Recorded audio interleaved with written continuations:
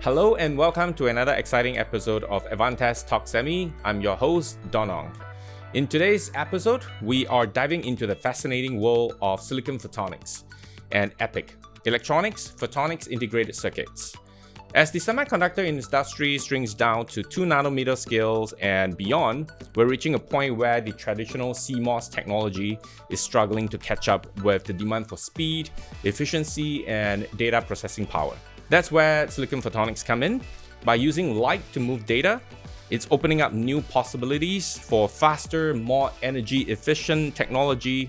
And then we have EPIC, where it takes things further by combining both photonic and electronic component on a single chip, allowing for even more powerful integrated solutions. Today, I'm thrilled to welcome a very special guest, a fellow alum from both NTU, Nanyang Technological University, and the University of Cambridge in UK, Dr. Chee Wai. Chee Wai is the CTO of a stealth mode startup that's making impressive strides in silicon photonics, specifically around the next generation of EPIC. His journey through academia and industry is fascinating. After completing his PhD at NTU and a postdoctorate fellowship at Cambridge, he spent 8 years as a research scientist at A*STAR, working on cutting-edge science in Singapore's top research institution. He then transitioned into engineering leadership roles at several companies before diving into the startup world. Chee Wai, it's fantastic to have you with us. Thank you for joining us. Thank you, Don. Hi, everyone. I'm happy to be here. All right, Chee Wai, to start things off, can you give us a simple overview of what is silicon photonics and why is it getting so much attention in the semiconductor industry? I'll keep it simple. Traditionally, we have been talking about electronic IC, which transmit electronic as a signal. But for silicon photonics, it's actually using the same CMOS technology to fabricate, we call it the silicon waveguide on the same wafer. And then the wafer itself can actually transmit light signal by routing, manipulating the light on the silicon chip. So that is what we call silicon photonics. And why it actually has a huge impact to the society is because by using light, we can actually increase the data transmission capacity by many times. That's something that electronics counterparts cannot do. And then we talk about EPIC, Electronic Photonic Integrated Circuits, along with silicon photonics. So can you explain what is the connection between the two and what makes EPIC different? EPIC itself means Electronic Photonic Integrated Circuit, and silicon photonics is just on the photonic integrated side, but it actually cannot exist alone. It has to combine with electronics, because if you look at nowadays, the application for silicon photonics is actually a combination of photonics IC and electronic IC. Even though photonic IC can promise a very high transmission speed and also a huge data capacity, but it has to also work together with electronic IC to achieve the same function. So silicon photonics is very often described as a breakthrough, like you mentioned, for data, speed, and energy efficient. So can you help us understand why it is so important, especially when we push for semiconductor to go to very small scale? When we are going from CMOS until like 1 nanometer, is already reaching the bottleneck. So if you want to increase the speed further, you can't actually go into the same path for electronics. That's why people are switching into photonics. But photonics itself is a bit different from electronics in the way that it does not require very high technology node. So it only require like 45 or 60 or 190, 130 nanometer kind of technology load. So it's something that you can actually fabricate it in a very conventional foundry, which has a lower cost, but it actually can achieve a huge benefit that I mentioned just now compared to electronic IC. Yeah. I see. So for somebody that is very new to this, right, for silicon photonics and EPIC, so what are the main challenges that silicon photonics and EPIC are designed to tackle, right? Maybe you mentioned like data centers and also advanced computing. Can you tell us a little bit more about that? when you talk about electronic IC, the bandwidth, I think we already know is already like reaching the bottleneck. So for photonic IC, it can actually make the, like for example, in one single fiber, you can actually transmit like up to 80 channels at the same time. That's how it actually increased all the data bandwidth, speed, and capacity. And so you talk about data center, which will require a lot of data to be transmitted together and at a very fast speed, very high speed. Like nowadays, people are working on 400G, and in the future, very close near future, people are going to switch to 800G and maybe 1.6T in the further future. So that's where you cannot rely on just electronic IC anymore. Yeah, I don't think we're going to get that Yeah. speed. Yeah. So you have no choice but to switch to silicon photonics. That's the only way to go. Diving down that area, right? So it's very interesting because as we have Gen AI, data centers need faster speed right now between our processor and memory. So why do you think this is the right time for silicon photonics and for EPIC to really take off? Because we know photonics is not new. It's been around for a while. But why right now? If you talk about like the history of photonics IC, it actually dated back to 1950s, where it actually happened. The research started together with electronic IC, but just that the electronic IC developed much faster, and nowadays is very mature. But for photonic IC, is gaining less attention.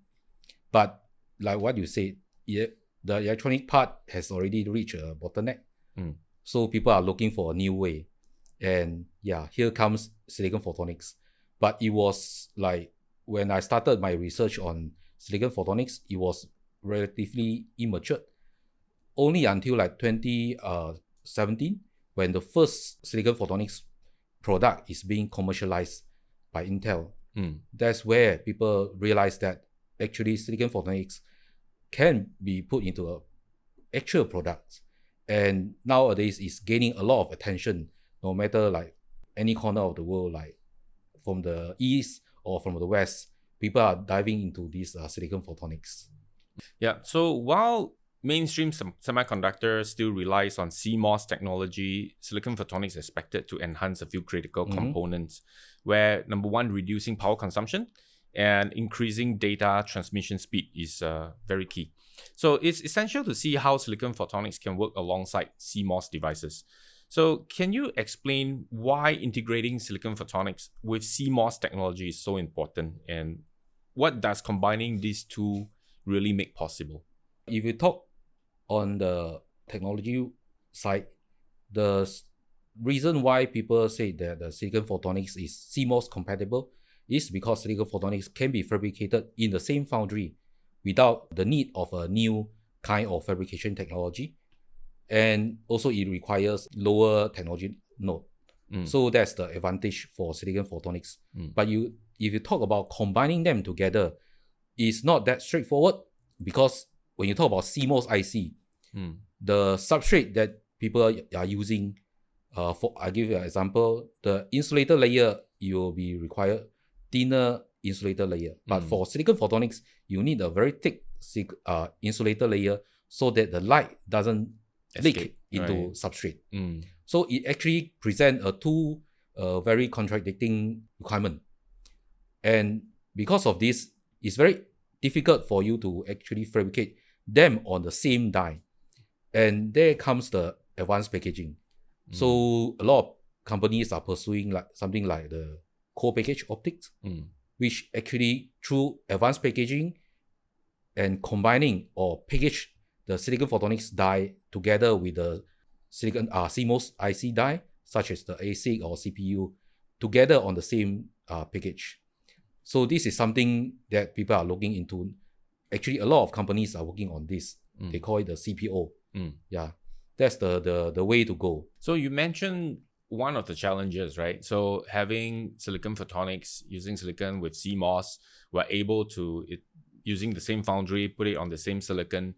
And now the challenge is packaging, try to put it together.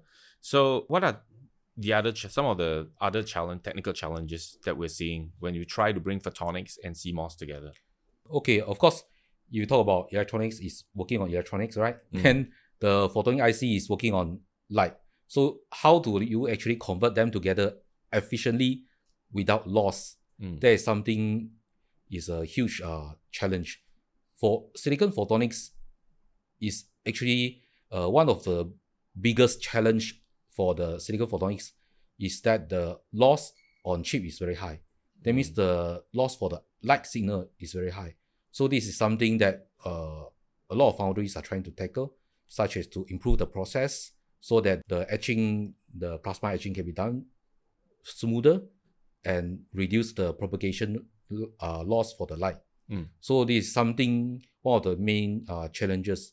Of course, another challenges is how do you generate signal on the photonic IC, silicon photonics IC, because silicon itself is not a direct bandgap material.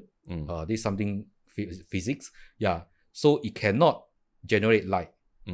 So you rely on other materials to generate the light signal, such as the 3-5 compound semiconductor. And how you actually integrate this kind of material onto silicon photonics is another challenges.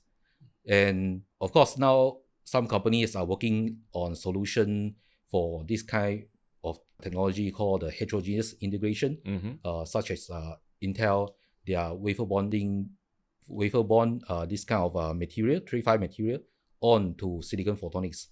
And of course, there are other methods to do so, but this is one of the solutions. But we still have to look for more solutions like this to integrate different type of materials, such as 3-5 and also the thin film lithium niobate. And these are one of the another challenges that we have to overcome. Yeah. Great. So we'll dive a little bit more into the components later. Yeah. But I'd like to hear about your opinion on the power, reducing power use and boost data speed. So we often hear that this integration is going to help us get lower power consumption and faster data transmission. Can you help us break it down into how it actually works? So first of all, I'll give you an example. Like for a data center transceiver, the optical components actually only take up 30% of the total power consumed. And the electronics part, such as the DSP or the driver, actually take up the rest, 70%. So this is how the power consumption ratio between the optical and electronic component for just for one data center transceiver. So how you actually realize this is because for the photonics part, to actually modulate the signal to very high speed it actually can be done very quick. And it doesn't require a lot of channels. For example, to realize a 100G modulation, pump 4 modulation, you only need one channel on the silicon photonics die. But to realize this in a driver or DSP, you require a lot of channels combined together, a lot of lanes, doing this kind of time division multiplexing. Yeah, that's why it actually consumes less power. And for photonics, silicon photonics, nowadays people are already working on 200G pump 4 modulation per channel. So if you combine, for example, you combine 4 channels, then you'll become 800Gs. So this is how I would say simple it is for photonics side. Yeah, so I think like you mentioned, in silicon photonics, you're using lights which has different wavelength and they are by natural already segregated. Yeah. Right. So you get different channels. So on electronic signals, we're really on the same frequency. So that means we need to have physical different channels to help drive this data speed. So that's good to know. From a manufacturing perspective, how practical is it to scale things up for this integration, especially for like data center? So using silicon photonics, how do we drive things faster? Is it practical? Is it economical? For transceiver nowadays, they are already implemented photonic chip onto the transceiver. So that's how they actually can keep on increasing the speed, 100G, 200G, 400G, and so on. So how they do it is actually they have a lot of this kind of pluggable transceiver on the server. Whenever they wanted to change the speed, they can actually just plug and play a new transceiver. So that's how it actually can scale up relatively easier instead of replacing everything together. Yeah. Right. That's a very good economic skills. So looking to the future, do you think CMOS remains the best platform for photonics, or do you think there is other options that will eventually be better? The booming of silicon photonics actually rely heavily on the CMOS compatible. So I do not think there is a need to replace CMOS technology. We can still use it together with electronics and photonics. They complement each other, so you will achieve a so-called better performance instead of replacing each other. Yes. Yeah, agree. Yeah, and CMOS technology is quite matured, so we have very high yield, and our cost of manufacturing is very low. So if we're able to implement that with silicon photonics, that will help us get mass adoption as well. Talking about mass adoption, as generative AI takes off, data centers are facing escalating challenges. The first of all is talking about power consumption, and the second, like what we mentioned, is data transmission speed. So I'd like to go into this. And with data traffic exploding in recent years, what specific challenges do data centers face that silicon photonics can solve? I think for silicon photonics, it is already solving some of the power consumption problem. Like if you imagine if you are using everything on electronics, first, you can't transmit at such a high speed, and second, the power consumption will going to make the data center explode. So by using silicon photonics, it has already reduced maybe 50% of the power consumption if you are using all electronics. But of course, it's not enough yet. That's why I think we have to rely on other kind of technology, such as some company like Microsoft. They are actually immersing the whole data center under the sea. So this kind of cooling technology will still be required besides the silicon photonics. So latency is a big issue in data centers as we talk about data transmission, right? How does silicon photonics help reduce latency? Because silicon photonics is more for just data transmission from point to point B. But there is still the part where it fits into the memory. There's still the part that it fits into the CPU or the GPU in that sense. Do you think this is going to help? There are actually a new kind of technology trend that people are working on in-package optical input-output. This is something that is one of the new things is the CPO that I mentioned just now. Another is this optical input-output. It's basically some companies that are trying to implement optical input-output intra-chip or within the same package. So why they are doing this is because we know you can actually transmit a lot of signals, very high speed and very high capacity. So they are trying to implement this in package. But this is something that is very new. Now is still at the conceptual period. I believe maybe in the next 10 years, we might be able to see something. But for now, it's still more for just data transmission and lower power consumption.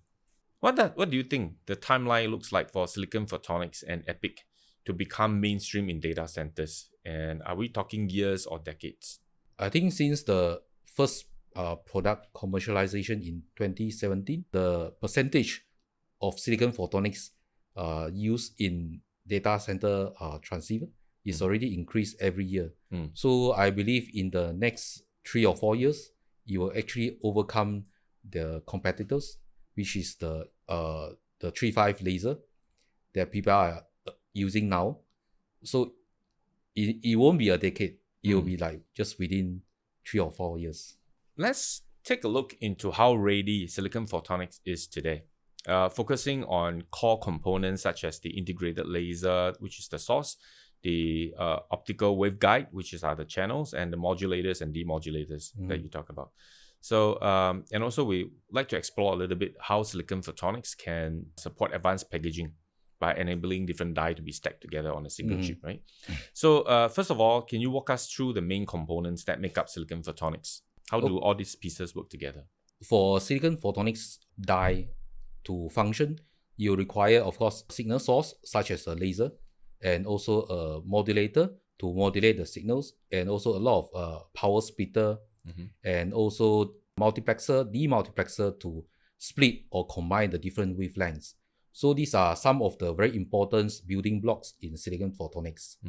And of course, as I mentioned before, the silicon photonics, it cannot generate light by itself. That's why we have to integrate other material into the silicon photonics platform, such as the 3.5 semiconductor. So optical waveguide, very often described as the backbone of silicon photonics. So what recent innovation have improved their performance and functionality? I think one of the very common optical waveguide that most of us have seen is the fiber optics. That is one of the most general, commonly seen optical waveguides. But for optical waveguide on silicon photonics, it will be much smaller, and it will be like the width itself will be in the scale of hundreds of nanometer. And there's the most important improvement needed for this kind of silicon waveguide is the propagation, how to reduce the propagation loss, which I mentioned also in the previous question.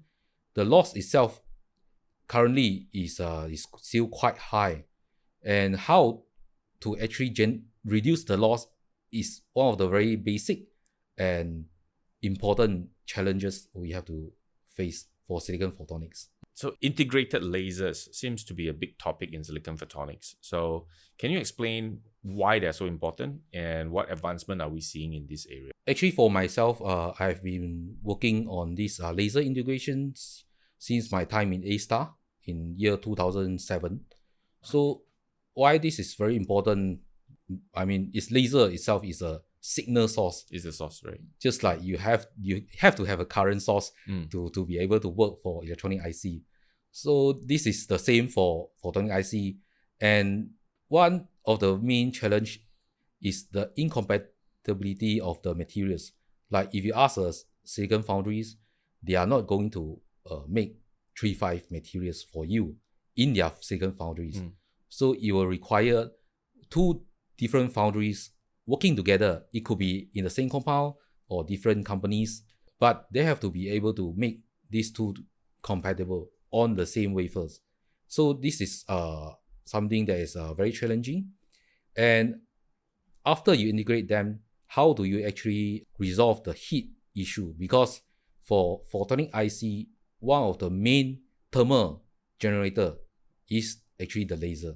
Not so much on the modulator or the splitter or detectors. Yes. The most biggest part is actually come from the laser source. So it will actually accumulate heat on the silicon photonics die. So how we actually resolve this issue is also a very important question. So we've seen some advancement in this area? Yeah, there are different companies that come out with a different solution, such as making a heat sink on the silicon die to actually propagate the heat from the laser to the substrate. But these are more like a know-how for the certain companies. But we need to have more solution for this. And also for silicon laser integration, beside the wafer bonding kind of technology, we still have to explore more different type of technologies such as packaging. How can we actually use packaging to solve this issue? And also, can we also use those kind of mass transfer printing kind of technology to do the same thing? So these are different type of advanced technology people are exploring nowadays to do this laser integration. Moving on, so modulators and demodulators are also very key for the fast data transfer that we're talking about. So how have they evolved recently to support faster speed or more reliable connections? When silicon photonics, it actually hit the 200G per pump 4 modulation per channel, it has actually almost reached a bottleneck. So to increase further, there are researchers and also companies that suggest to put lithium niobate material, doing something like the laser integration to integrate this material onto silicon photonics. But so for lithium niobate, the speed itself is actually much faster. The bandwidth is much higher than silicon.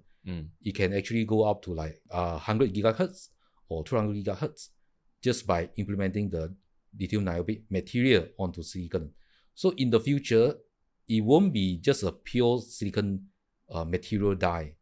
It might be a combination of different materials, such as the light source from 3.5, modulator from lithium niobate, and also detector from germanium. So this is what I see the future will look like. So it sounds like for us to integrate everything into one chip, we now start to see the trend that we need other materials rather than just silicon itself. Yeah, it's something like a silicon on system on chip. So in terms of, you talk about packaging, right? Advanced packaging, and we have electronic die and we have photonics die into one single chip, one single package. Can you talk a little bit more about that? We are calling this the co-package optics. So this is how we actually can stack together electronic IC, maybe on top of a photonic IC. But of course, for this, you require some other new fabrication techniques, such as how to make the TSV, the True Silicon VR, to actually connect the electronics part from the top to the surface, to the bottom, and then connect to the same substrate. So this is something that we need to develop for this kind of advanced packaging.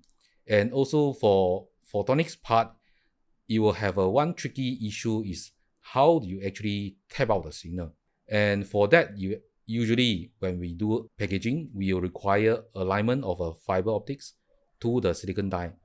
And if we are going to do stacking of electronic IC onto the photonic IC, and then this will actually bring another issue. How do we actually align this fiber onto the silicon photonics die?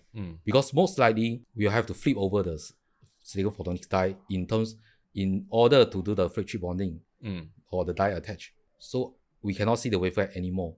So how do we actually align the fiber optics? So this is one of the very big issue. And also, if you align after the many rounds of the die stacking, the fiber will actually drift. So the coupling efficiency will reduce. This is also another issue. Of course, I'm talking more details about the technology, but this is something that we have to. One is the TSV, and another is how do we actually do the fiber alignment with this kind of under this kind of advanced packaging. Yeah, so this is also what we see in the semiconductor industry. So with our silicon getting to a smaller nodes, we talk about 5 nanometer, 3 nanometer, and then down to 2, right? Stacking 2 dies together in a single package is also very challenging right now as it gets smaller, because you have more pins, you have more balls, and you try to stack it on top and press it down into one package. Any misalignment, that means the whole package is gone. So yeah, so we get a lot of that, but it seems like adding silicon photonics onto the package itself is going to be even more challenging from a advanced packaging perspective. Yeah, add fuel to fire. So what are some of the biggest challenges, technical challenges that you see that still need to be overcome? Besides what we talk about adding more materials, the packaging side, what other technical challenges that still need to be overcome for silicon photonics to reach its full potential? Of course, just like we talk about, like one of the main issue is the loss on the silicon photonics chip, and another is the integration of different materials to realize their functionalities. And of course, another to make it into full scale, I think the current issue for silicon photonics is that the market is still not fully mature yet. If you compare to electronics IC market, which is huge, photonics IC is like a baby compared to an adult. So it will require a lot of companies working together to make more products based on silicon photonics. Then you will actually pick up, and a lot of these kind of problems, the technical problems, I believe it will be solved by then. Yeah. So we need the smart people and a lot of smart people to come in and work on this and to bring it to the next level. Yeah, just like electronic IC, I believe there were a lot of issues, but because a lot of companies are pumping in money and people onto this technology, so it will become as mature as today. Exactly. Yeah. So going on this train of thought, so silicon photonics, right, or EPIC, we talk about, predominantly is on data centers right now because of its lower power consumption and faster data transfer rate. So what other application are you seeing for silicon photonics or EPIC besides data center? Of course, data center or the optical communications are the two main applications for silicon photonics at the present. But silicon photonics itself is a platform technology. It can implement onto many areas, such as like the optical sensor. Like in the past, I have worked in a company that actually working on using silicon photonics for water sensor, but it's actually at a very early stage. And another applications is like doing optical computing. There are also some startup that actually working on this. And also, just like I mentioned, the optical sensor, optical computing. They are also using silicon photonics for like biomedical purpose, Healthcare like purpose, yes. doing DNA sequencing. This is something that, of course, I'm not familiar with, but I actually know some companies are working on DNA sequencing using silicon photonics. Yeah. Sounds like it has a wide application. We'll be excited to see more about that. So, looking forward, what other emerging technologies or innovation in silicon photonics are you most excited about? Personally, of course, I actually quite excited about this optical input-output, that we can actually connecting the different chip in the same package by using optical signals. Of course, I believe it's very challenging, but it's something that I feel very excited to hear about this, because in this way, I believe in the future, maybe in our laptop or computer, the speed will be even higher than now, which is actually limited quite a lot on this kind of electronic transmission. So it seems like once we solve that problem, with a lot of things will happen in silicon photonics. We'll go past the barrier and go for faster speeds and lower power consumption. Yeah. As we explore today, silicon photonics and EPIC are poised to redefine the future of data transmission, computing, and much more. They're not just incremental improvement, they're representing a fundamental shift in how we think about technology speed, efficiency, and integration. Chee Wai, it's been incredible hearing your insights on the breakthrough happening in this space and the exciting roads ahead. Thank you for helping us understand why this technology is on track to be the next big wave in semiconductors. And with that, ladies and gentlemen, we wrap up today's episode of Advantest Talk Semi. A huge thank you to Dr. Chee Wai Lee for joining us and sharing his deep expertise. For our listeners, we hope this episode has shed some light on the transformative potential of silicon photonics and EPIC. If you enjoyed this conversation and want to stay updated on the latest in semiconductor innovation, don't forget to subscribe and share this episode. Thank you for listening. We'll catch you the next time. Thank you, Don. Thank you, everyone.